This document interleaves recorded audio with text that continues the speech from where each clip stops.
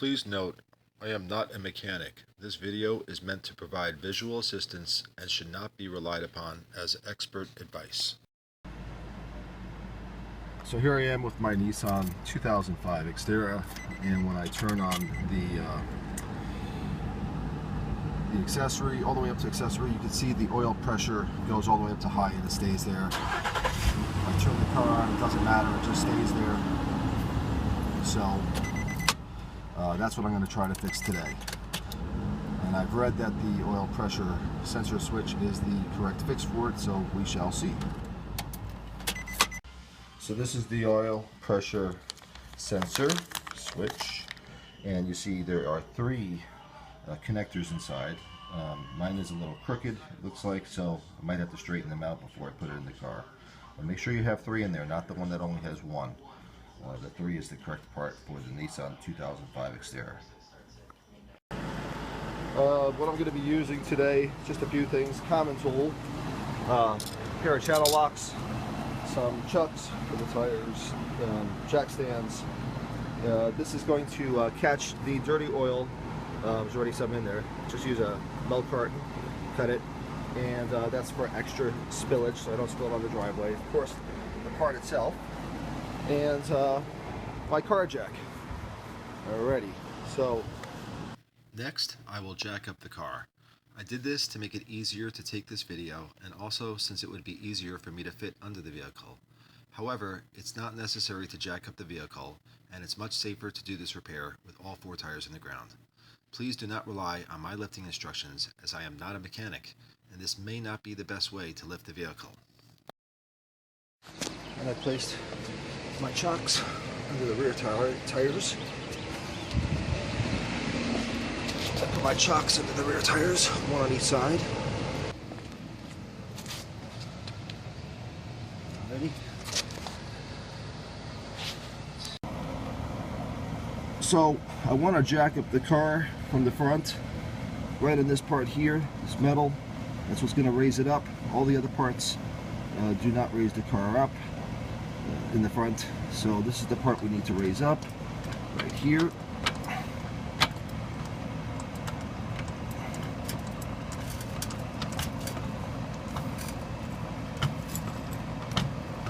Go. When using jacks in the front of the car, position it in the center of these metal parts of the frame here to hold it up the best. Have it the same height on each side.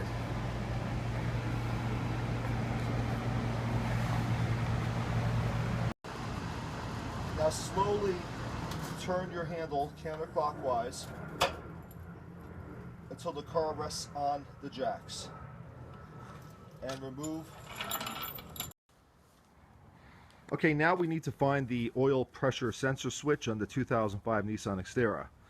So if I look straight ahead and I go slightly to my left, which is the passenger side, that's where I want to go under. You know, you'll see that I have my mess collection set here. So I'm going to have this to try to collect it, but it does spray in a backwards trajectory. So I want to have this whole thing here in case I miss. Those are just a bunch of old rags. Alrighty, I don't want to get my driveway messed up. So now I'm going to go under here, slide this under temporarily, and you'll see as I come over here, that is my oil pressure sensor switch, and it is leaking, so I'm pretty sure that is the culprit. So I'm going to go ahead and use channel locks to get that off. It's only 11 pounds of pressure to put it back on, so that's basically tightening with a wrench, but not too much because you don't want to strip the threads. I don't have a deep socket or a wrench that fits that size, so that's why I need to have that. And you'll see that I've kind of moved this. I think the oil is going to come towards the back of the car in this direction, so I want it to go right in here. Maybe move it a little bit over, but in case I'm wrong and it misses, I want to have all this extra here to catch it. So again, I believe it will come in this trajectory. I've just turned this sideways to try to catch it, and we'll see what happens. Okay, so now I'm underneath the car. I'm ready to get started.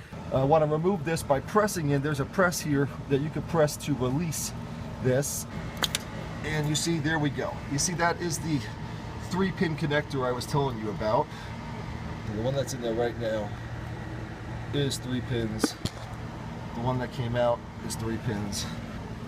Okay, so now what I want to do is put my channel locks on.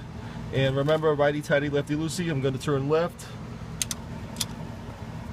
It's going to be hard to do with one hand, so you're going to use 2 hands. And you're just going to take this out, and you're going to see the oil's going to start coming out as soon as we have it pretty loose. And then we want to make sure we catch that oil.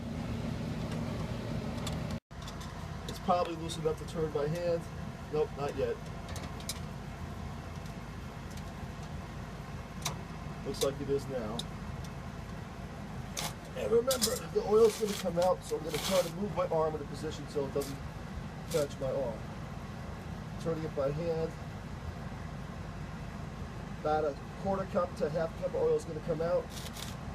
And want to catch it right away. Don't want to stain on our driveway. And here it is. And I did miss my target, but I just moved it over quickly, and the container saved me. Did not get any oil on the driveway. I'm just going to let that leak out a little bit, and I'm going to get my new part. Old bad one, and I don't know what was wrong with it. I do know it was leaking, so something went wrong with it, but you can see it is the 3-pin model. That's the one that you want to get, and that's what we're going to replace it with. So here's the 2 parts, the old one, the new one. They look like they match. The threads look a little different. I sure hope that's not going to be a problem. We shall see. But other than that, it looks like a match. Okay, now I'm going to put the new one in. I'm going to screw it into there.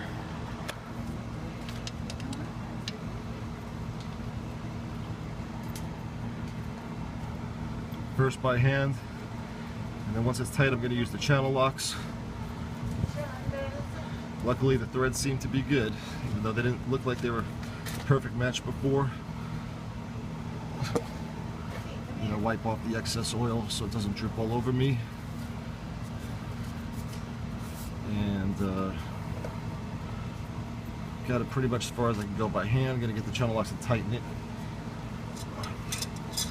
So again, just put your channel locks on and tighten it up. One hand is not going to do it, so I'm going to have to take the video off here. Okay, I got it as tight as I can go with the channel locks, and now I'm just going to simply reconnect the connector here,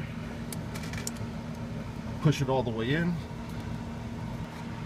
I've got it in all the way, no more leak here. And now I'm going to start the car just to see if there's any leak before I lower it. Alright, so what we want to do now is we want to test for leaks, and we want to see if it's going to fix that actual problem. Now when I turn it to accessory now, it's not moving at all. If I turn the car on, it is now fixed. Now in between the L and H like it should be. I'm just going to let the car run for about a minute or two and see if we have any leaks before I lower the car. So I'm going to crawl under here and look directly at it. Okay, so now it's been about 5 minutes. The car's been running. There's no leaks. So I'm ready to set her down. So now we're going to jack the car back up so I can remove the jack stands. And carefully remove the jacks.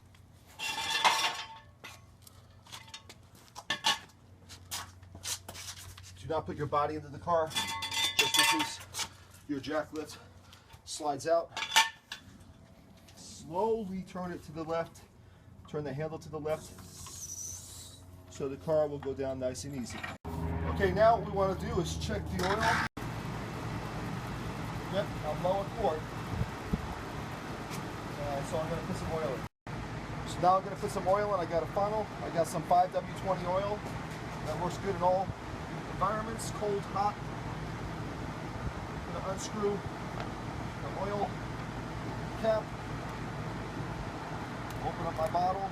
The bottle is protected cover. and simply pour it in nice and slow. Now I've got myself some clean oil in there to mix with my dirty oil. And simply put the oil cap back on. Check our oil again.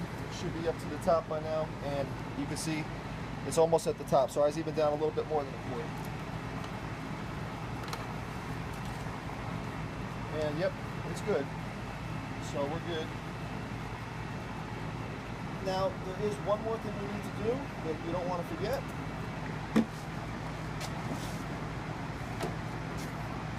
And remove your chocks. And that's it. Thanks for watching. I hope this helped you.